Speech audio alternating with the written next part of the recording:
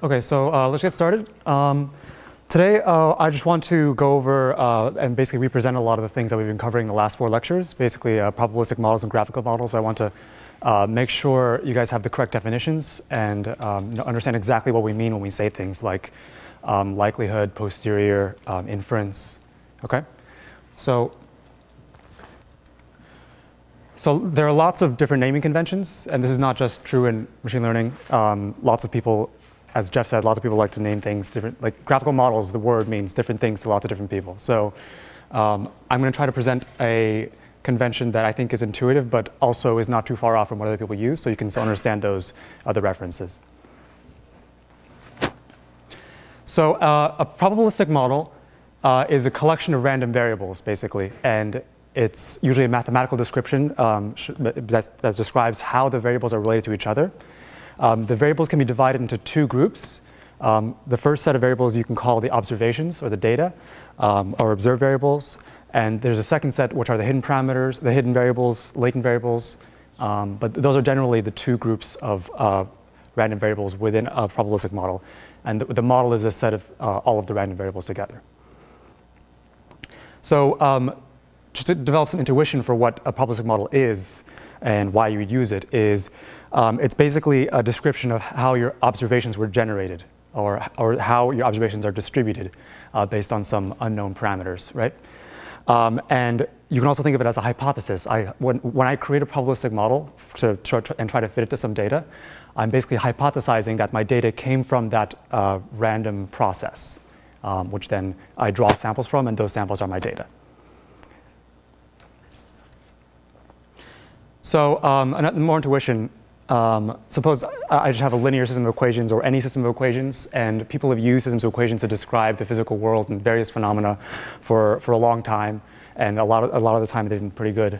So a probabilistic model is basically an extension of that, where instead of just random variables, or variables that are deterministic, the variables can be random, right?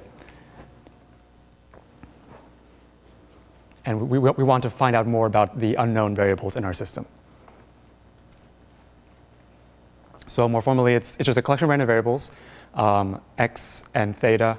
X can consist of multiple random variables, and theta can also consist of multiple random variables. When we say the prior distribution, we usually refer to the probability of theta, the hidden random variables or the parameters, right?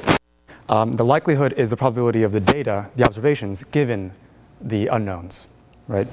The posterior distribution is the probability of the unknowns given the data, and the joint distribution, the probability of everything jointly, right? So x and theta. So then what's a graphical model, and what's the relationship to a probabilistic model? A graphical model is a graphical representation of a probabilistic model. And people usually, when they say graphical model, they usually mean a probabilistic model and the graph representation together describe the graphical model. They usually don't refer to just the graph. And there are different ways to represent probabilistic models graphically. We've covered 3 of them: Bayesian networks, which are the most popular currently, factor graphs, Markov random fields. And there's a common convention when you draw a graphical model, you draw every node being a random variable in your probabilistic model. And the observations, or the the data random variables, are drawn as shaded nodes, whereas the hidden variables are drawn as unshaded nodes. And this is fairly common nowadays.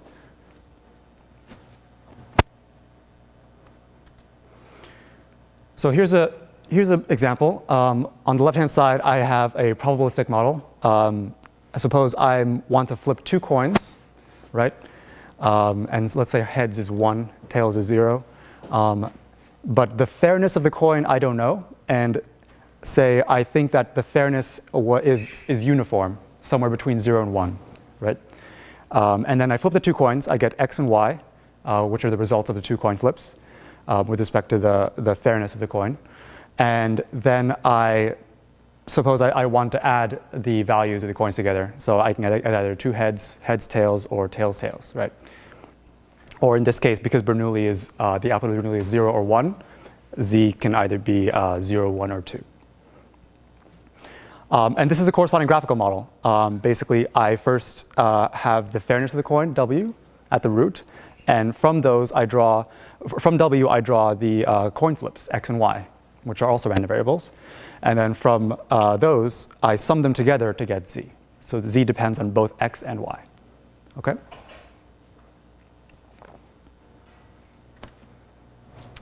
So the useful thing about a graphical model is that, or even just the graph of a graphical model, is that we can basically read off a lot of the structure of the model, like a lot of the independence relations, and a lot of the joint and the likelihood. We can basically know the structure almost immediately.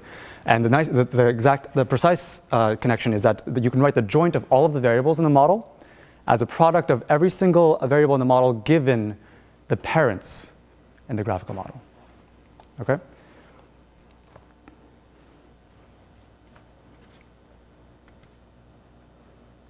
So how do we work with graphical models? Like, how do we reason about them? Well, they're useful for being able to compute things like conditional distributions, right? We can also compute priors, the posterior, the likelihood.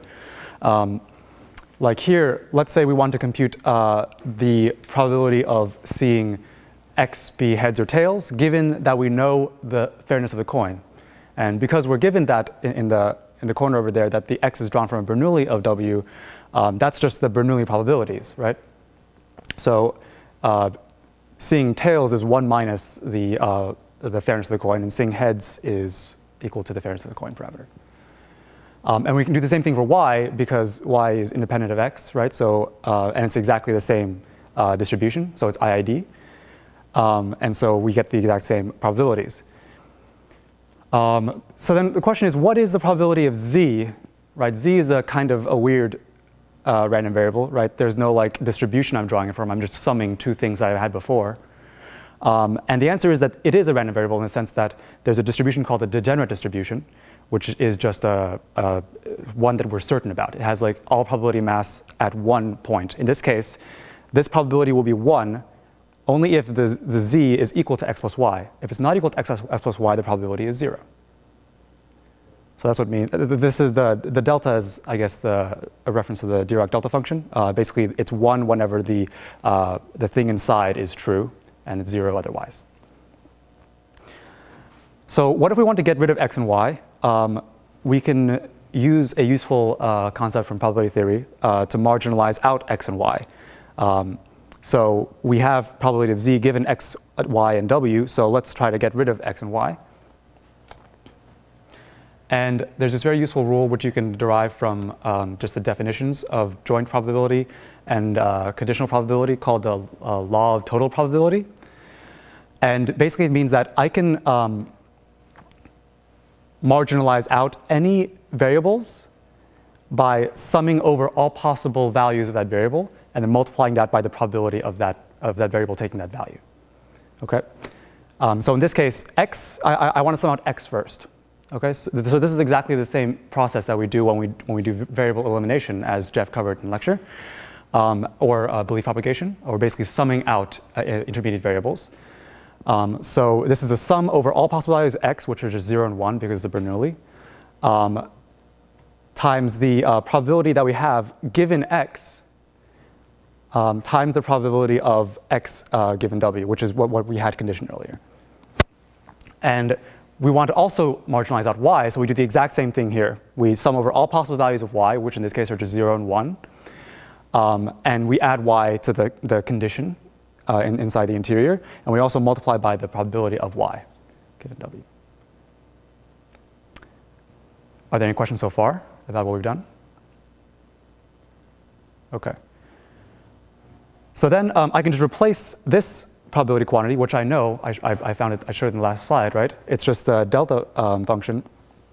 And z will only be equal to 0 when x and y are both 0, right? Because z is equal to x plus y. And x and y can only be 0 or 1. So I know that this will only be 1 if x and y are 0. So basically, any time in this sum over 4 possible combinations of x and y, the x and y are not the same, then I can just get rid of those terms. And I'm only left with the terms where x and y are the same. Yeah, and then we know that the probability of x being zero, x and y being zero, the probability of x and y are independent random variables. So I can factor the two into these two terms, and I know probability of x being 0 is 1 minus w, and y being 0 is also 1 minus w, and so my final probability is 1 minus w, the quantity squared. And I can do this for the other two possible values of z, right? Z can only be 0, 1, or 2, and I can get these probabilities, and you can sum them up and see that they sum to 1. And you can think of this as a new model. We basically got rid of x and y, and we have a full probabilistic model only containing w and z. Okay? So in this case, w only has one child, which is z. And z is distributed according to this distribution. And so the reasoning of this process is exactly the same as what you would do in variable elimination and belief propagation. We're basically trying to get rid of variables and only leave out the things we're interested in.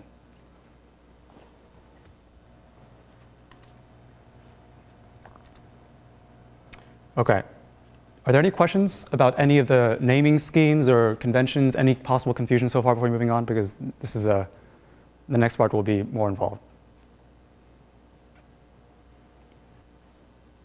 OK.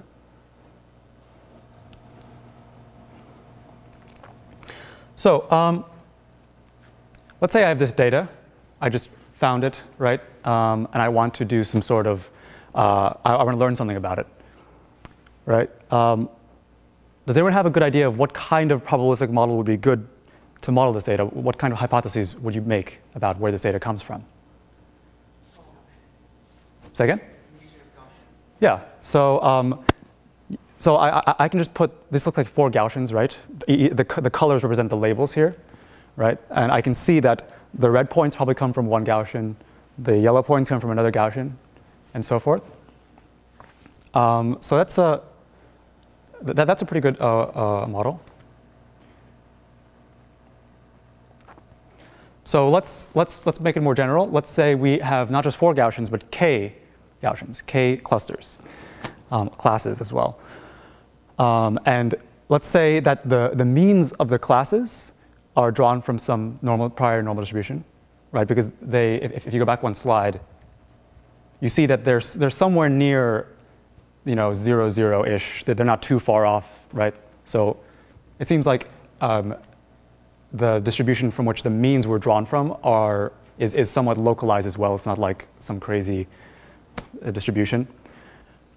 And then what I do is, for every class, so here in the first class, I draw endpoints, right, from the normal at the mean that I selected for the first class. And then for the second class, I draw endpoints again for from a normal with the mean I selected for the second class. And I do it repeatedly until I have n times k points, basically. I have k clusters, n points for each cluster. And the equivalent graphical model here is shown right there. And you can see the x's are shaded because I observed those, right? But the means are not shaded because I don't know them, right? I'm not given the means here, even though I can probably guess what they are. But I'm not explicitly given the means. I don't observe them. And for simplicity, I set the covariances matrices to be the identity and fixed. But you can imagine putting a prior on those, like the inverse Y chart we did last week, and then allowing you to learn them. But here, it looks like the covariances are roughly the same. The Gaussians are equally sized-ish. So I think it's an OK assumption to make that the covariances are spherical and similarly sized.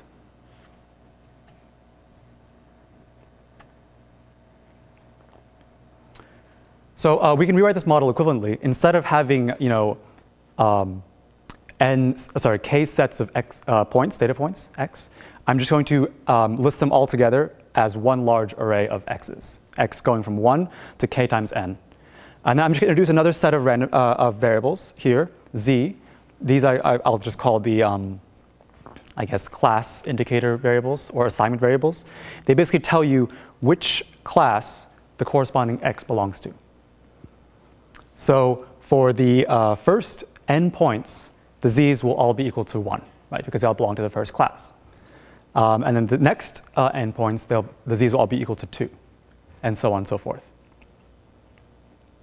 And that way, I can write the way I draw the x's much more concisely. Xi is drawn from a normal, where the mean is given by mu of zi. Zi tells you which cluster to use. Okay? From I equals 1 to kn. Any questions so far about this model? Yes? And you chose the mu. Won't it decide the class? Why do you need the z? Well, here, if I just look at the xi's, I don't know what the mu's are, the mu that is assigned to. Right now, if I only have the mu's and the x's, I don't know, I don't have any way of telling you which x the mu belongs to, right?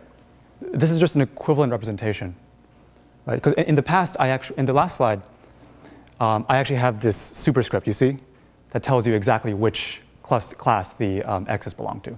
So in this rewritten model, I get rid of the superscript, and instead the role of that superscript goes to these z's. Does that make sense? Okay, and are you going to estimate these now? Well, right now they're observed, right? Because in the given plot, we have the colors, right? We see what classes they come from, right? And this is, and you see in this model, this is basically a Gaussian Bayes.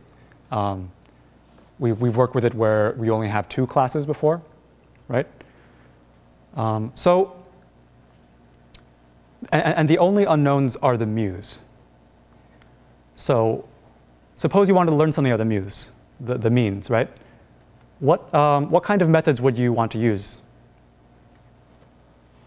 Anyone have any ideas? Like, what kind of techniques can we use to learn the values of the mu's or the distributions of the mu's? MLE and MAP, right? They're pretty standard. We've used them before. In this case, they have a closed form solution. We've derived it a couple times, and it's totally fine. It's easy to compute. Okay. So what if instead we had this data? We don't know which classes the points belong to. Does anyone have any ideas of how we can modify our model or make a new model entirely to try to capture how this data was generated? No, at first we don't know how many clusters in this data. If we, let's say that I get like, because in the previous slide we know that we have 4 clusters, but here I can say I can have 5 or 6. The number of clusters here is again a latent variable. That's one possible approach. For simplicity, let's say I tell you that there are 4 clusters. Okay? So suppose you know for certain that there are 4 clusters. But that is a good way of thinking. You don't know what the number of clusters is beforehand for certain applications, right? In that case, the number of clusters itself could become a random variable.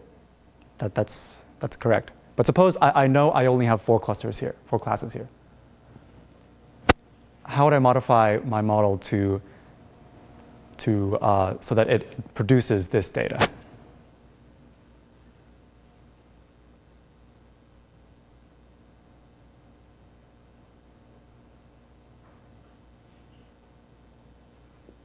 you start by taking random points and assuming those are center, and then try to see like other points within it, and like within a cluster, try to keep finding a best point and reorienting the cluster so that the likelihood of each cluster increases. So you're thinking about inference, right? I just want to find a description, a probability description that tells you how I generated these points to begin with. Gaussian mixture model. And what is that exactly? It's the cluster using Gaussian mixture model. Can you do you know the details of the random variables and how they're distributed? Using for Gaussian cluster. And how do you determine which cluster a point belongs to? The high probability of correlation. It's actually softly assigned. Softly assigned. Okay, you're on the right track. But what I'm looking for a very specific distribution that I'm drawing the assignments from. Can we assume that the means are drawn from themselves, drawn from a different norm? Like the centers are all different. So basically, I can say the means themselves are not drawn from a Gaussian with a particular center. Yeah, that's right. So that's the same as the earlier version of the model, right? But then how do you, that doesn't tell you which class a given data point belongs to. How do you generate the data points themselves once you have the means? Randomly sample Z. Okay. And then according to Z. What's, yeah, what, Then you decide. what's a good distribution for? Proportional to the theorem or the. Multinomial distribution. Multinomial, yeah, categorical. Well, the nomenclature is somewhat mixed. So a categorical distribution is just a discrete distribution, right? It's an extension of a Bernoulli to where you have not just two possible outcomes, but k. And that's exactly what we want. That's the right idea. So we just draw k means from some normal, as you described, and we draw the assignments for every point to a cluster from a categorical with some parameter, pi parameter pi. And that could be uniform, for example, because we don't know beforehand which one it belongs to, right? Or we could do some sort of pre-computation and find a smarter estimate for pi, but that's a different issue. And then once we have the assignments, I know how to draw the x's, right? For every x, I pick the mu that the assignment tells me to, zi tells me to, and I just draw it from that normal. And now, because in my data, I don't know the class assignments beforehand, I don't observe the assignments, the class assignment variables are unknown. And this is exactly what you call it. This is a mixture of Gaussian or Gaussian mixture model. Yes? What is categorical means? It's just a discrete distribution. It's, for example, so the parameter pi is just a vector of length k, let's say, and the vector must sum to 1, right? And the ith element in that vector tells you the probability of drawing I as a result. So it's just an extension of the Bernoulli to k dimensions instead of just being 2. Make sense? In the multinomial, which is the confusion, it's just modeling the counts, a number of times you draw I to k instead of just drawing it. Yeah. So yeah. Bernoulli the binomial. Exactly. That analogy is good. So you can think of the Bernoulli to the relationship between Bernoulli and the binomial is the same thing as the categorical and the multinomial. Yeah, but sometimes people in naming conventions will refer to the categorical as a multinomial, and that happens a lot in literature for some reason. So what's the length for pi in this case? K, because there are only k possible clusters I can choose from, right? So pi will be a vector of length k. It has k minus 1 degrees of freedom because it has a sum to 1, right? And to make it uniform, I just make all of them equal to 1 over k. And that becomes equivalent to uniformly picking between a number between 1 and k. Any other questions about the distributions here? Yeah, and Wikipedia is a really good resource for looking up distributions. They have tons of too much information about lots of distributions.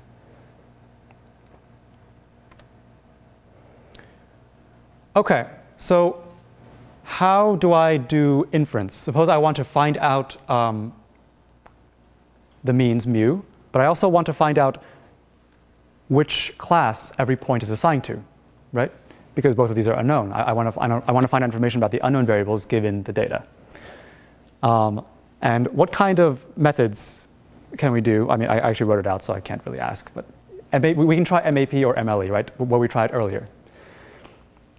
And so we can write the log posterior. The posterior, again, is the distribution of the hidden variables. In this case, it's mu and z, given the observed variables, x, right?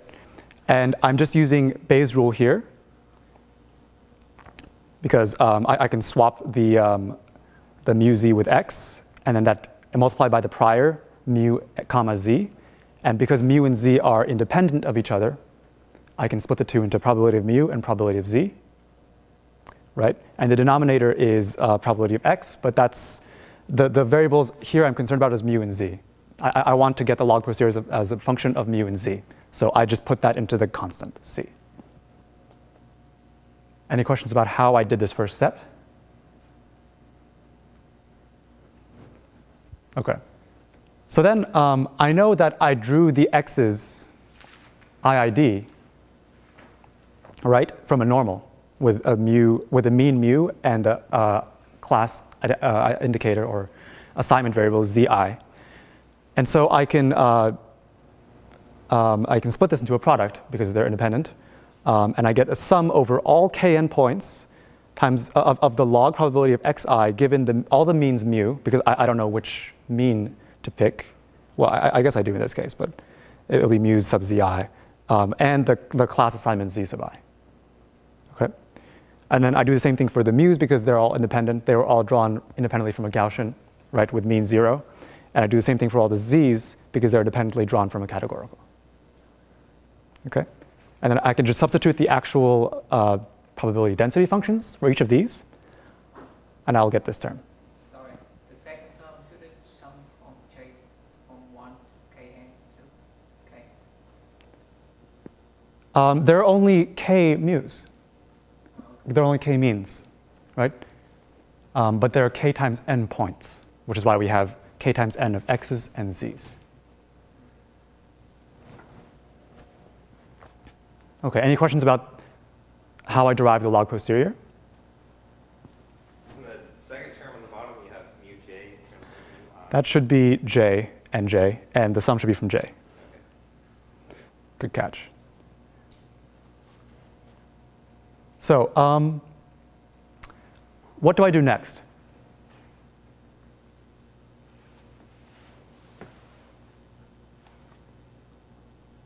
What did we do next for previous times we used MAP? How do you know zi? You don't. Zi is a variable. And Zi is a discrete variable. Say again? But then we wouldn't learn anything about Z, but we want to know something about Z. Right? Z represents your clustering, basically. Z will tell you which cluster each point belongs to. Yes. So I can take the gradient with respect to mu, right? That's pretty easy. But the gradient with respect to Z doesn't make any sense because it's discrete. And how many possible assignments of the Z's are there? Say again? 10? K. For each Z, right? Sure. So if I have k times n Z's,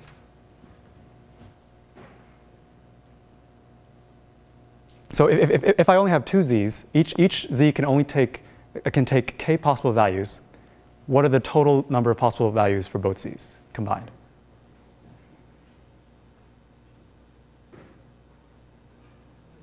It'll be k squared, right? Because I can pick any class for the first one and pick any other class for the second one.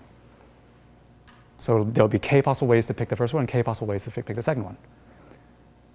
And if I have k times n of them, how many possible ways can I assign all the Z's? K to the k times n. That's very big. So this optimization space, discrete optimization, just the discrete portion, is massive. So it's kind of hard to do optimization in this. There are algorithms to do sophisticated discrete optimization. In this case, it's mixed, right? Because you have a continuous term and a discrete term. You want to find the values of mu and z such that this log posterior is maximized. That's MAP, right? But I'll give you another algorithm which is slightly less expensive.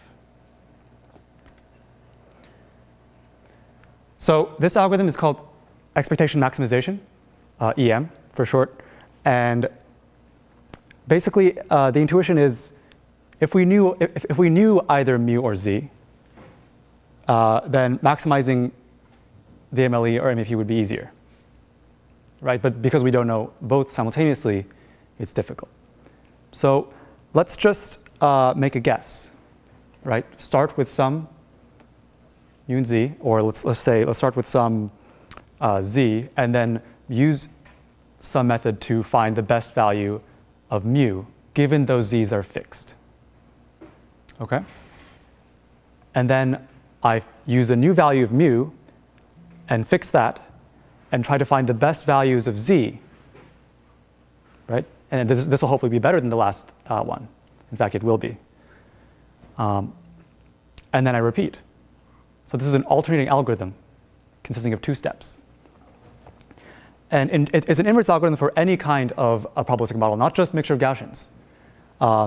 And it can be used to compute the MLE or MAP. And specifically, if I have a probabilistic model with observations x and hidden variables theta, let's call them collectively theta, my first step is to split the hidden variables into 2 classes, 2 categories.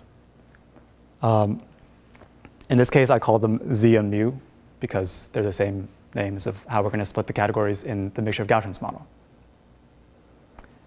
Okay. Then I start with a guess for mu. In this case, I'm just going to sample from a normal. It matters, but there's no, it's not part of the description of the algorithm how you start with your guess. That's up to you. Okay? Starting with a better initial condition could give you better results. And so now it consists of 2 steps, the E step, expectation step, and the M step, the maximization step. And when we start with the E step, we basically compute a function of mu, basically assuming that z's are fixed. So we start with a guess for mu. We compute this expectation, where the expectation is taken over the conditional distribution, probability of z, given x, and our guess for mu, our current guess for mu. Okay? And then we take the expectation over the log posterior. If I want to do MLE, I take the expectation over the log likelihood. Okay? And this is a function of mu because this expectation is being taken over z, some distribution over z, right? So once I take this expectation, the z's will go away. Oh, sorry. So you start with a guess for z in that case, not with mu. No, z is unknown here. This distribution is basically assuming that what is the distribution of the unknown z, given that I know x and mu star. So I'm basically computing this conditional distribution, and then I'm taking the expectation of that with respect to the conditional. Okay? I'll show you a concrete example in a second for mixture of Gaussians. So hopefully it'll become clearer there. Then the next step is the M step, the maximization step. And because this is a function of mu, I just take the argmax, and that becomes my new guess for mu, my new hopefully improved point. And then I just repeat. And hopefully I'll get somewhere. Sorry, where's the step B? We find a z. We change our variable z here. How can we infer the z in the cell in M step? Well, there is no z in the M step. This function q has no z's in it because I took the expectation, and expectation is like an integral, right? I've integrated it out entirely. I've summed it out. Yes, but then how can we? But then because we still need the z, right? Because we need the class of each point. But in this case, if we integrate out the z, then how we know that which?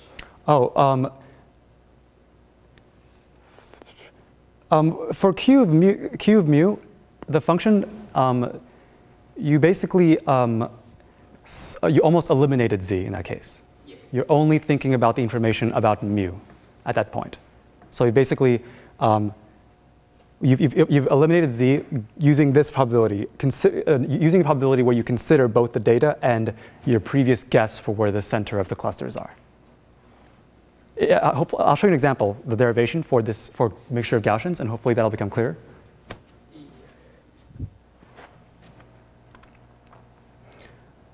Okay, so let's compute the conditional probability of z given x and mu.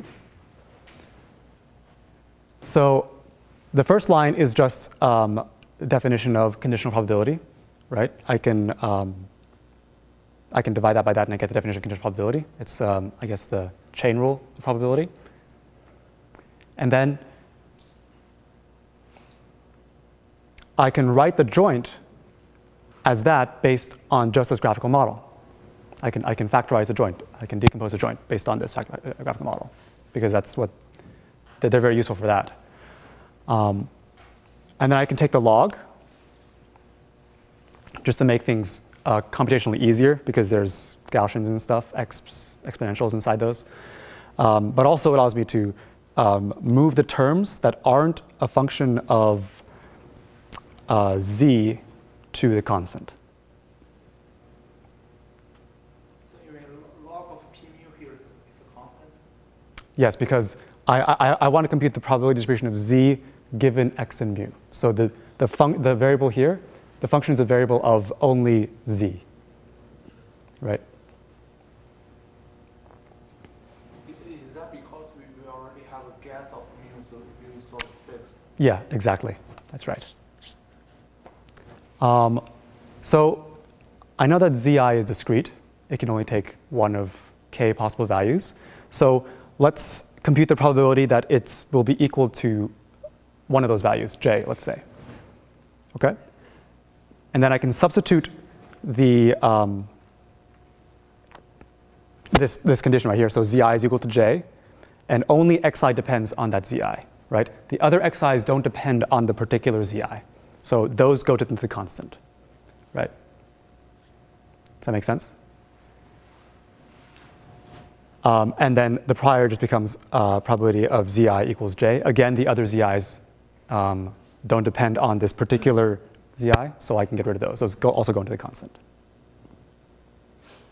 Okay? Yeah. So I guess taking a step back, what I've done is I've broken this into a product because of independence, and which I moved it out of the log, which gave me a sum. And then the terms that don't have a zi in them, I moved to the constant c. Then I just substitute the density functions for each of these probabilities, probability of xi given zi equals j. Basically, I know the cluster assignment for the ith point, so I can just substitute the mean for that cluster, use of j. And vi equals j, so you have k different j values, right? Yes, so for every zi, I'm going to have k different j values. And I also have a total of n times k zi's, right? If you look at that over there.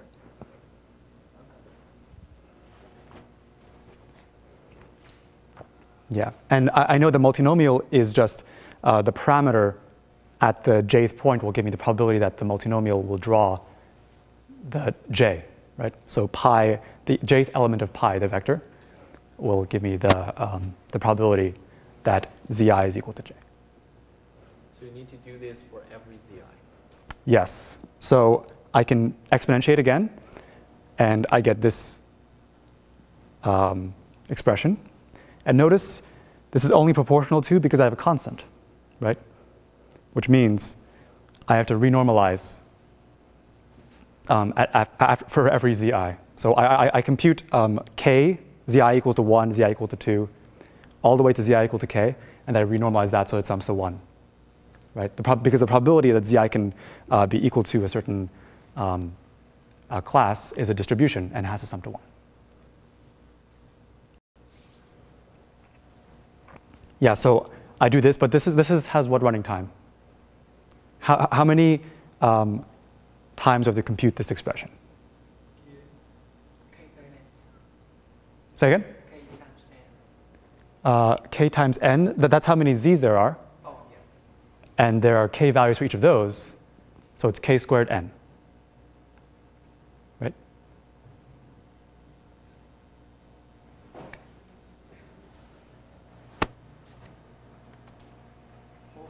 Why is k squared n? Oh, because if you look at up there are kn z values. Sure.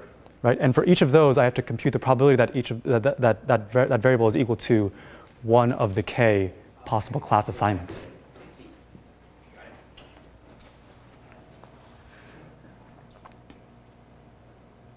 Okay, so now let's compute the function q, right? And based on the formula we're given, we have to compute the expectation with respect to the conditional distribution of z given the data and our current guess for mu star. Okay, and I'm just breaking this apart again by using Bayes' rule. Right, so I get probability of x, I flip the two, x given mu comma z times the probability of the priors, which is mu comma z. Mu and z are again independent, so I can split the two. Since I only care about mu's, I move the z into the normalizing constant. I also move the denominator, which is the probability of x, into the normalizing constant, which is c. Now I can factorize this term, probability of x given mu comma z, by independence, right? It becomes a product over every single data point. Which I move that outside the log and outside the expectation. And it becomes a sum. Expectation is a linear operator. It's a useful property. And then I replace the density probability of xi given mu nzi with the Gaussian density. That's why I get the -1/2 here. I move that out because, again, expectation and sums are linear. And I'm left with this inner product inside the expectation. And now I just substitute the definition of the expectation. Expectation is you sum over all possible values that this variable, zi, can take, multiplied by the probability, which is here. Right. If it were continuous, it would be an integral. Question. So after this step, how can we determine like for each CI which class this belongs to? Well, actually, that was in the previous step, right? We didn't do that. We just compute the probabilities of GI equal to J. That's it. We didn't say like which GI, which class we will assign GI to. Well, zi tells you which, so you won't get a particular class. It won't say zi will be equal to this one class. You have the conditional distribution, the probability of the zi, given everything else, right? So you'll have a probability that the particular point will belong into each class. Does that make sense? It's like a soft clustering. In a sense, yeah. Okay. And in the end, you could just take the max at the end, right? Just pick the class that has the highest probability, right? But what you get from this is a distribution. So continuing, yeah, so I just replace the expectation with the definition. I just sum over all the possible values of zi, which are there are only k possible values of zi, right? And I can replace the zi's here with that assignment, j. And then I only consider q as a function of a particular mean for a particular class, for j, the jth class. Okay, then in this sum, the stuff that's not equal to j is moved into the constant, the normalizing constant. And only the things that are equal to this j are kept. And then I replace the probability density of the prior p of mu sub j. It had variance 10i, which is why it's a 20 there. Any questions about how I got q of mu sub j?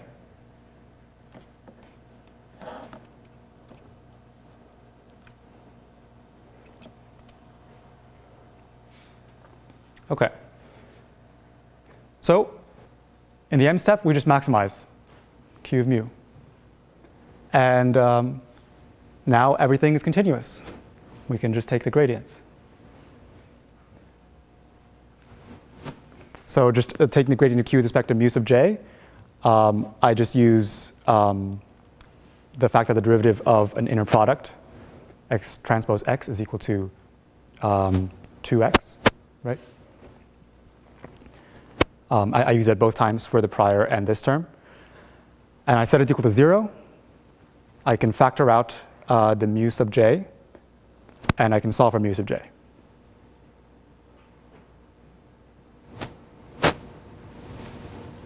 Any questions about this? Can you tell me again how you compute the probability of vi equals j given x? Oh, that's just from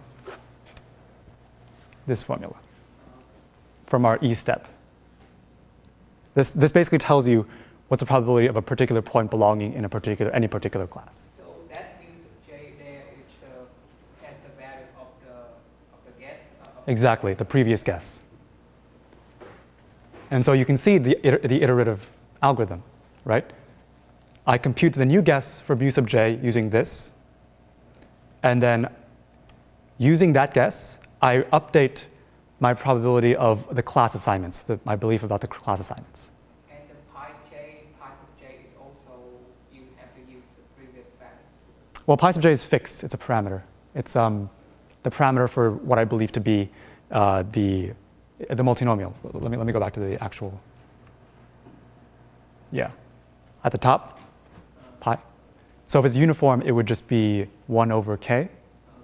And if it's 1 over k, then that also goes in the normalizing constant, right? I don't need to worry about that because I renormalize at the end anyway. Any other questions? Okay. So now I'm going to show you a demo.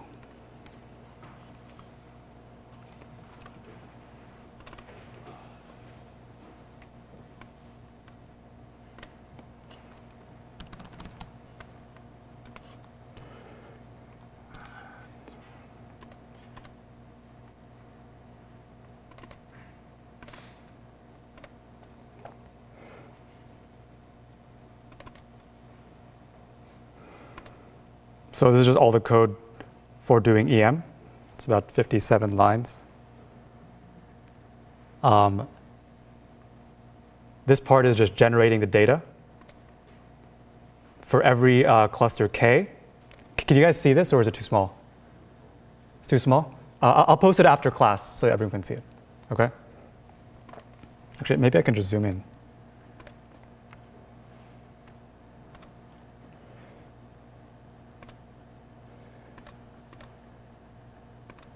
Oh, that's big.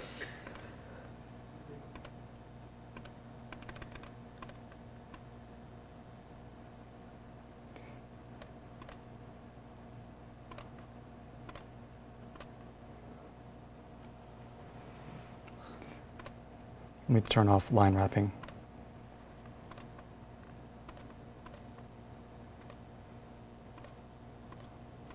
Can people still see that? Cool.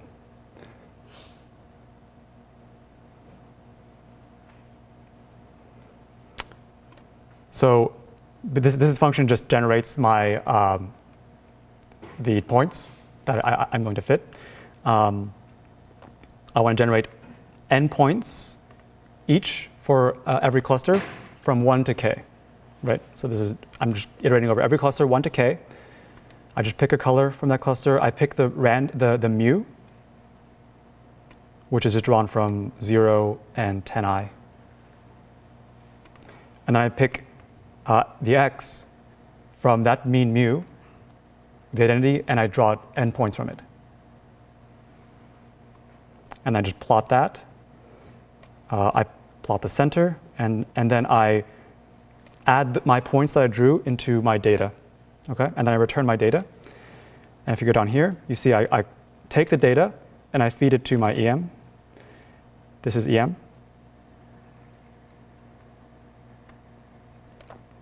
I make a guess for mu, which I just randomly sampled from mean of 0, 10i, and I draw k of those points. Yep.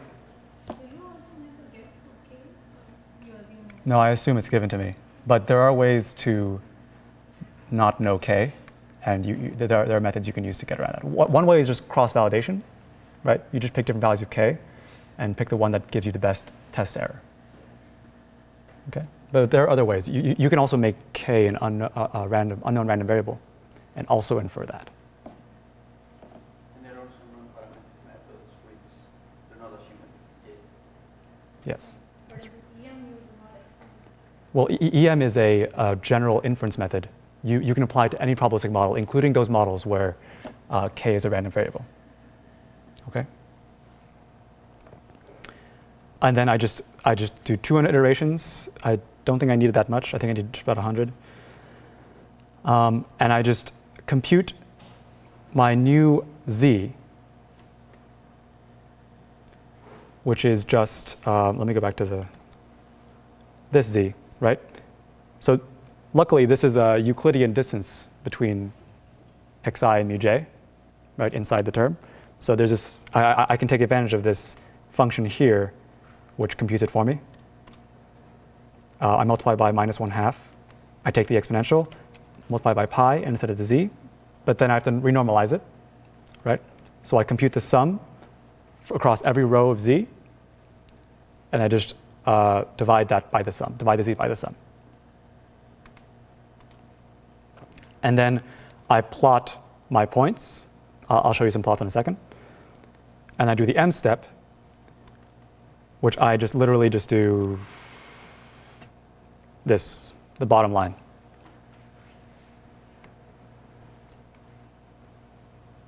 And I just plot that. And then when I'm done, I also plot everything. So you don't actually use the EM for the mu. sorry? So you only use EM for, you make a guess for mu and then you use EM to get. Well, I use the maximization to get the next mu. I compute the expectation to get, in the expectation step, I compute my guesses for z, and I alternate. But then during that step, you can also get the z too, right? Or no? In the next step, yeah, I iterate. So once I get my new guess for mu, I again do the expectation step to get my new better guess for z. And then I use that z, that distribution of z, to get a better guess for mu. And then I just iterate. But for z, how do you optimize? Oh, I'm not computing the maximization step. I'm not doing for z. I'm only doing the maximization step for mu. I'm doing the expectation step for z, and what I do is I compute this this distribution. This tells me the probability that any given point I belongs into any one of the k clusters. Yeah. So for this EM, you only optimize mu. Well, I'm still getting better guesses for z, right? Because for every z, I'm using the previous guess for mu.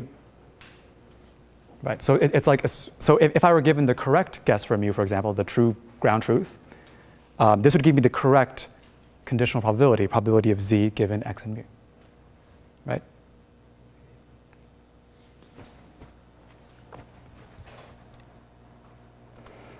So I'm just plotted my points. The z's are all initialized to be, or I guess I don't know anything about the z's yet because I haven't done the e step, right? So that's why they're all gray-ish. And I've drawn 4 random points as my guess for mu. One of the points is off screen because it's a pretty bad guess for mu, but it's a guess. Now I compute the z's. I'm not sure you can see, but the color is kind of changed.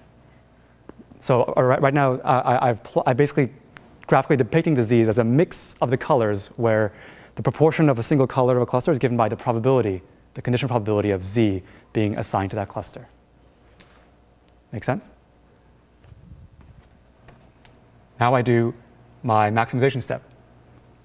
These are my new mu's. That point that was way off jumped over here. And these points moved a bit.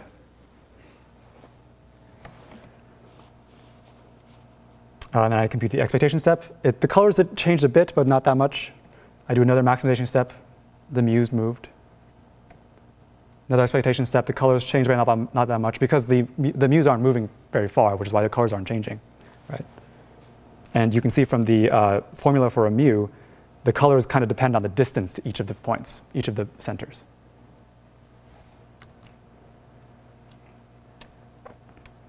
And then I just keep going.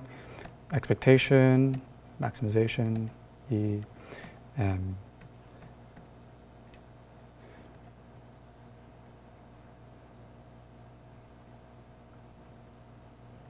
So like, it's thinking almost as if there should only be 3 clusters at this point, because those 2 are the center of this massive left swath of points. But as you'll see soon, the 2 points will hopefully start moving away. Yeah.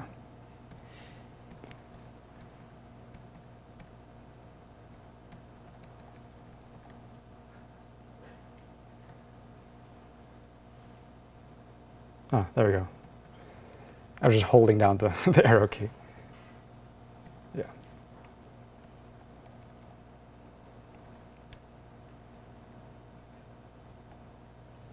Okay. So if I just go to the end, after 100 iterations, I'm actually loading these images from another computer, so it's a bit slower. This is my result. And what I can do is I can just take the max for every single point and set the color to be the cluster that has the highest probability. And I get this, which is pretty decent. The thing about EM is that it's only guaranteed to give you a local maximum in the objective function of computing, either the likelihood or the maximum a posteriori estimate, the log posterior. But it has been proven that doing this step, this seemingly arbitrary set of steps, doing these steps will give you a local maximum. It'll improve your objective until you hit a local maximum, and then it'll converge. It'll stop moving. So that's why sometimes you have to resort to random restarts, running it multiple times, or smarter initialization of your initial guess. And then you'll get better results. But it is much better than exhaustively searching the entire optimization space in terms of performance. Are there any questions about EM? In this example, we have only 2 classes of variable, K and Z and mu. So let's say if I have more than that, let's say I have 3 or 4. So how do I perform EM? You have to, EM requires you to specify a partition into 2 classes. Exactly. So you have to somehow put those extra random variables into one of the 2 classes, and then do your optimization.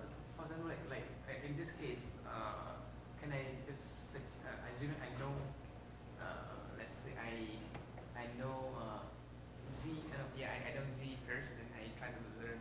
I mean, because in this case, you suggest that you're saying try swapping the 2 variables. Yeah, so do the E step to compute the mu's and my M step to update my guess for the Z's, which is the opposite of what I did. You could, but the problem is your function Q is a function over all the possible assignments of all the Z's, right? So how do you do the maximization step in the discrete space when the discrete space is very, very large, right? So it will give you a correct algorithm in that it will still converge to a local maximum of either the posterior or the likelihood, but it can be much more difficult to do computationally, right?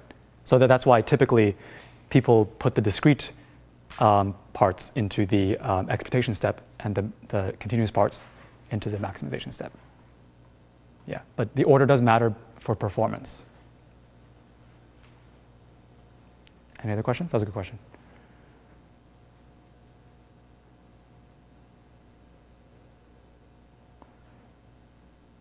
Okay. I guess we can. One interesting thing about this algorithm is that it looks very much like the K-means clustering algorithm, which you might have seen and we go through in the course. So the K-means is a hard clustering algorithm. This is soft. It doesn't do hard assignments. And it's interesting because the K-means updates look like the EM updates, even though the algorithm, I think it was devised before. Yeah, K-means is older and it's slightly different, but they look very similar to using EM for the mixture of Gaussian's model. So kind of that can give you also the intuition behind it if you look at the K-means algorithm as well. Yeah, that happens a lot in machine learning and a lot of other places. Like methods that were not developed from a probabilistic method of thinking or reasoning can look similar to some kind of probabilistic method of reasoning. And vice versa, it works as well. Like some kind of probabilistic method will look similar to a non-probabilistic thing. Like, for example, Gaussian process regression looks very similar to kernel regression, kernelized ridge regression.